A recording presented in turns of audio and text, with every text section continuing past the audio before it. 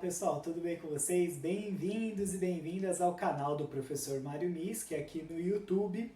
E hoje a gente vai bater um papo, a gente vai fazer uma discussão sobre a diferença de enunciação e enunciado. Aí vocês devem perguntar, mas para que eu quero saber isso? No decorrer do nosso bate-papo, no decorrer da nossa conversa, daquele jeito que a gente havia combinado, fluido, sem um grande compromisso com o tempo, fazendo boas digressões, a gente vai chegar nessa conclusão, tá bom? Então, quando você faz uma prova no vestibular, ou quando você faz uma prova qualquer, em concurso, exercício, aquelas lições de casa e tal, geralmente em matérias de língua portuguesa tem, leia o enunciado e depois responda as questões. A gente entende enunciado como aquele trechinho de texto que vem a seguir. Mas enunciado, interessante é que a palavra está no particípio, né? Que é algo que tem uma ideia de que já foi feito, uma ideia passiva de algo que já foi produzido. Então, nesse sentido, dá para entender que enunciado é algo que já foi produzido, já que foi feito e que tem um valor passivo nesse sentido, né? Ele foi enunciado, ele foi feito, né? Então, o enunciado na questão do discurso se refere exatamente a isso, a um texto, seja ele falado ou escrito, que já foi produzido, ele já foi feito. Então, ele está acabado. Nesse sentido, a gente pega um livro como exemplo, essa daqui é uma gramática, né? Bechara, aqui, ó, tá aqui bonitinha. Essa gramática eu acabo usando para consulta e tal, e ela é um livro que ela tá pronto, tá acabado. O texto ele está tudo aqui, né? Não vou conseguir fazer grandes alterações, ele está pronto aqui e acabou, finito. O que foi escrito e pronto. Tá aqui fechadinho. Ah, mas Mário, pode ser que tenha outra edição do livro mais recente. Mas o enunciado seria o texto ao qual a gente está se referindo agora, que seria deste livro aqui, ou do livro, ou do trecho que vocês estão lendo naquele momento. Então aquilo está acabado, está feito. A partir do momento que eu pego o livro e faço uma consulta, esse aqui é um livro de consulta, né? Um livro referencial, a gente faz consultas nesse livro. A gente raramente vai ler uma gramática de forma corrida como ler uma ficção, né? Quando eu abro, ele começo a ter uma relação com esse objeto, com este texto, eu tenho aí uma enunciação.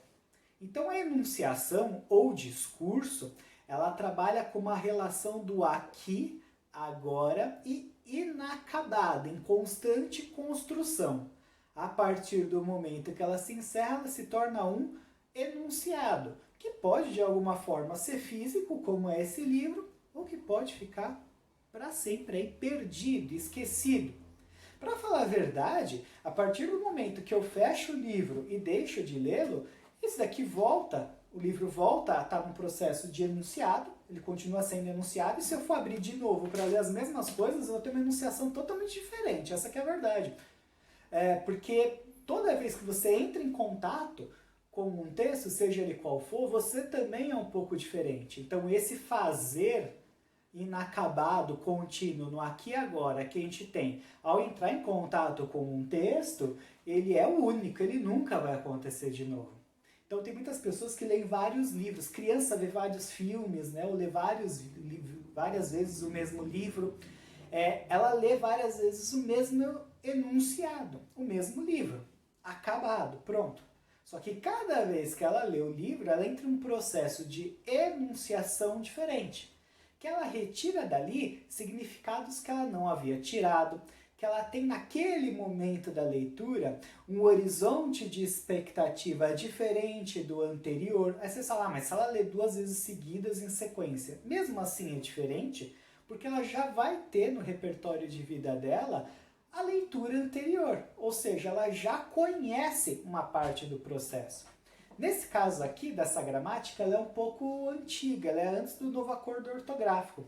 Então, quando eu comprei essa gramática, esse livro aqui enunciado, ele estava atualizado e a minha compreensão gramatical era menor que a que eu tenho hoje. eu leio hoje a parte de ortografia, eu já sei que talvez eu esteja mais atualizado que a própria gramática. Só que essa relação que acontece enquanto eu leio, ela se dá na enunciação. Eu só consigo descobrir isso no momento da enunciação. Quando eu pego o livro, quando eu vejo a data de publicação dele, quando eu vejo as questões ortográficas e percebo que há mudanças, essas relações eu só vou ter agora. Eu não tinha antes quando eu comprei o livro, porque o livro ele era atualizado em relação à ortografia, foi antes do novo acordo. Então, nesse sentido, a gente consegue perceber que o enunciado, por ser acabado, não quer dizer necessariamente que ele vai receber o mesmo tipo de julgamento, ou o mesmo tipo de crítica, de impressão ou de significado do mesmo leitor que o lê mais de uma vez. Imagina de outros leitores. Então, o processo de enunciação ele é único. Ele acontece no aqui e agora, se encerra e você nunca mais vai ter de novo aquilo. Essa aula é um vídeo, ela é um enunciado, mas cada vez que você vê essa aula, você vai ter uma experiência um pouco diferente. Então, no ato de assistir essa aula, você tem uma enunciação, você tem um discurso um pouco diferente, mesmo que eu esteja falando as mesmas palavras para vocês o tempo inteiro. Então, como é que isso pode se dar na prática? Vamos pegar um exemplo de literatura. Às vezes a gente pega um livro e fala, olha, esse livro é muito ruim, essa história não é legal. Talvez naquele momento que você abre o livro e leia realmente a história pela tua condição enquanto leitor, porque você estabelece ali uma relação com o livro, com aquele enunciado, e daí se dá a enunciação, então a sua parte talvez não esteja comunicando muito bem com o restante do enunciado. Mas em outro momento, por uma questão de repertório, um momento de vida mesmo, você consegue compreender melhor aquilo, o processo ele fica um pouco mais, não assertivo, mas ele fica um pouco mais aceitável da parte do leitor. Então também tem essa questão que implica um pouco num constante rejulgamento de uma obra, o que leva à conclusão que você julgar uma obra, pelo menos no aspecto de impressão, pode ser um erro. Afinal de contas, a gente trabalha constantemente, em cada momento de discurso, uma impressão um pouco diferente. Quer ver, para dar um exemplo melhor disso? Pega uma crítica. A crítica é um gênero textual que ela trabalha um enunciado, então pensa numa crítica de cinema.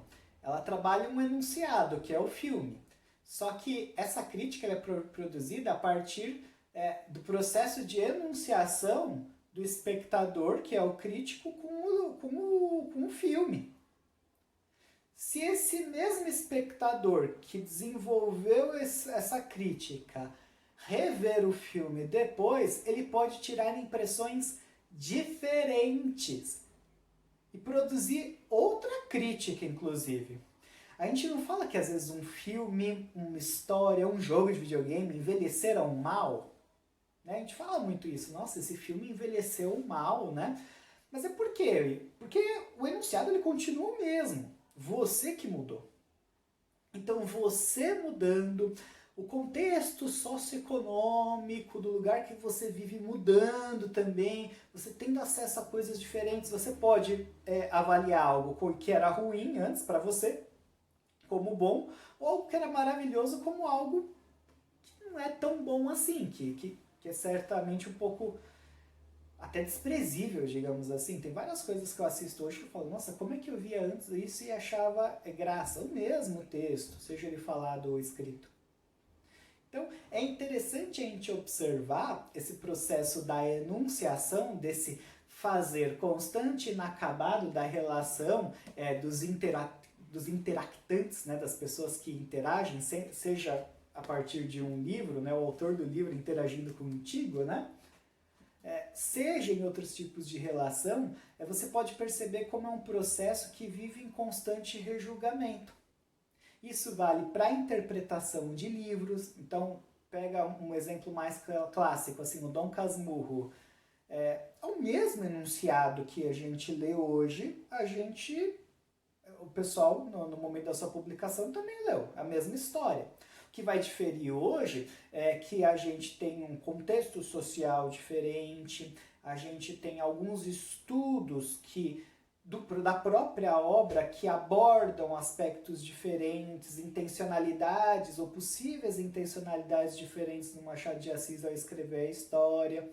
Então, tudo isso contribui para uma nova visão da obra.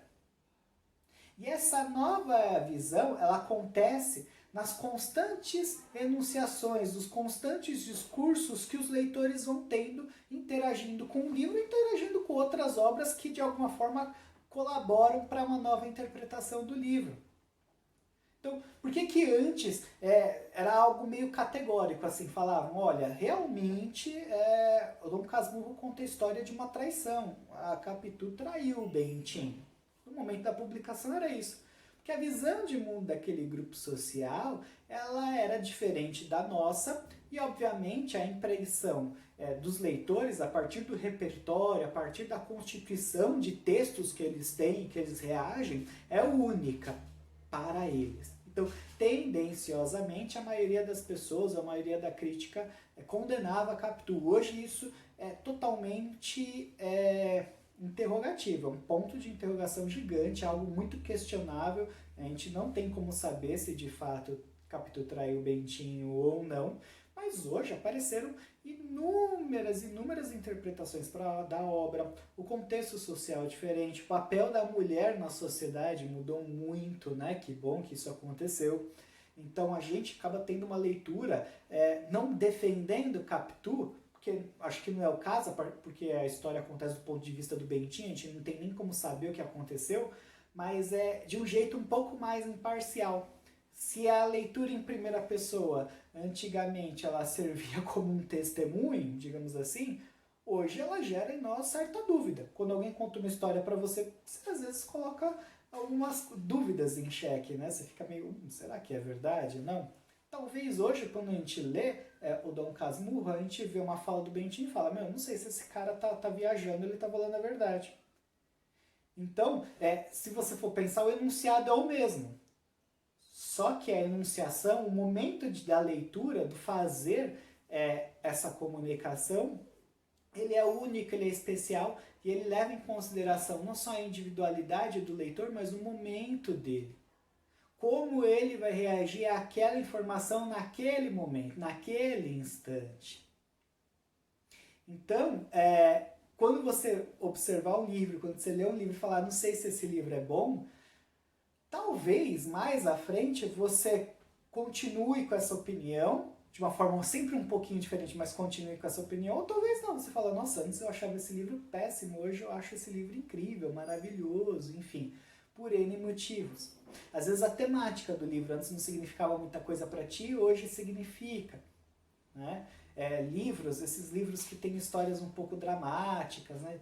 Casal, sempre alguém passa por algum problema e tal. Se você nunca viveu isso, talvez você não se sinta tão empático com a história. A partir do momento que você viveu essa história na vida real, pode ser que você sinta um pouco mais de empatia por aquela obra.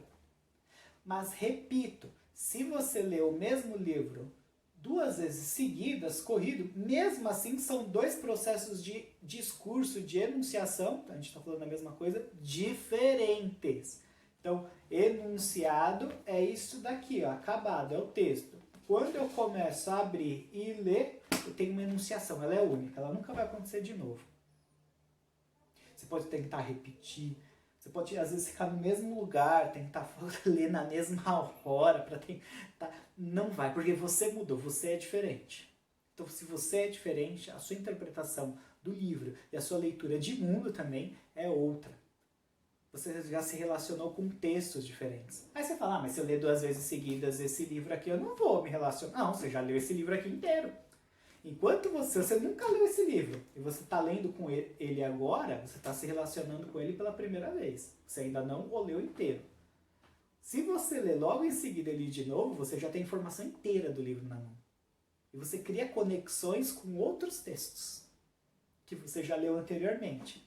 e faz encadeamentos que você nunca tinha feito. Você faz ligações que nunca antes você tinha feito. Então, tem diferença sim.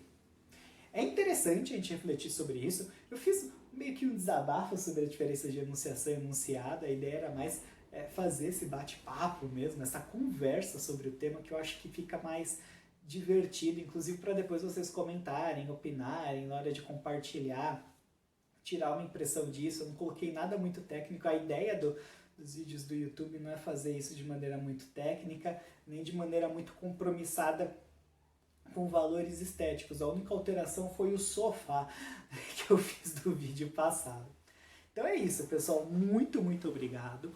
A gente se vê na próxima. Valeu, viu? Tchau, tchau.